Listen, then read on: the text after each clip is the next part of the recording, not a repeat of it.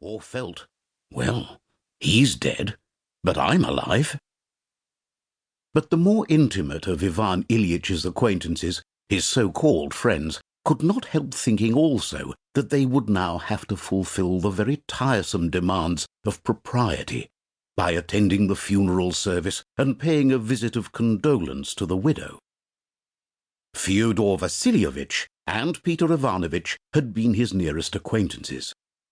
Peter Ivanovich had studied law with Ivan Ilyich and had considered himself to be under obligations to him. Having told his wife at dinner-time of Ivan Ilyitch's death and of his conjecture that it might be possible to get her brother transferred to their circuit, Peter Ivanovich sacrificed his usual nap, put on his evening clothes, and drove to Ivan Ilyitch's house. At the entrance stood a carriage and 2 cabs. Leaning against the wall in the hall downstairs near the cloak-stand was a coffin lid covered with cloth of gold, ornamented with gold cord and tassels which had been polished up with metal powder. 2 ladies in black were taking off their fur cloaks. Peter Ivanovich recognized one of them as Ivan Ilyitch's sister, but the other was a stranger to him. His colleague, Schwartz, was just coming downstairs, but on seeing Peter Ivanovich enter, he stopped and winked at him, as if to say, "Ivan Ilyich has made a mess of things, not like you and me."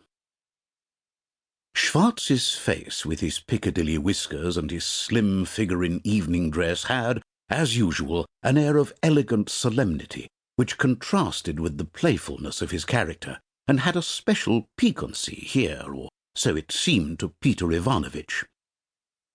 Peter Ivanovich allowed the ladies to precede him, and slowly followed them upstairs. Schwartz did not come down, but remained where he was, and Peter Ivanovich understood that he wanted to arrange where they should play bridge that evening. The ladies went upstairs to the widow's room, and Schwartz, with seriously compressed lips, but a playful look in his eyes, indicated by a twist of his eyebrows the room to the right, where the body lay. Peter Ivanovich, like everyone else on such occasions, entered feeling uncertain what he would have to do. All he knew was that at such times it is always safe to cross oneself, but he was not quite sure whether one should make obeisance while doing so. He therefore adopted a middle course. On entering the room, he began crossing himself and made a slight movement resembling a bow. At the same time, as far as the motion of his head and arm allowed, he surveyed the room. 2 young men, apparently nephews, one of whom was a high school pupil, were leaving the room, crossing themselves as they did so. An old woman was standing motionless, and a lady with strangely arched eyebrows was saying something to her in a whisper. A vigorous, resolute church reader in a frock coat was reading something in a loud voice, with an expression that precluded any contradiction.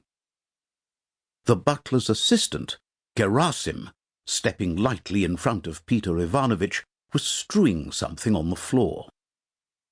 Noticing this, Peter Ivanovich was immediately aware of a faint odour of a decomposing body. The last time he had called on Ivan Ilyich, Peter Ivanovich had seen Gerasim in the study. Ivan Ilyich had been particularly fond of him, and he was performing the duty of a sick nurse. Peter Ivanovich continued to make the sign of the cross, slightly inclining his head in an intermediate direction between the coffin, the reader, and the icons on the table in a corner of the room. Afterwards, when it seemed to him that this movement of his arm in crossing himself had gone on too long, he stopped and began to look at the corpse.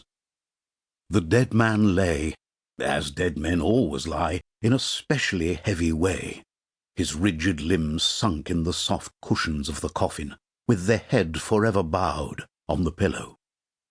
His yellow waxen brow, with bald patches over his sunken temples, was thrust up in the way peculiar to the dead, the protruding nose seeming to press on the upper lip.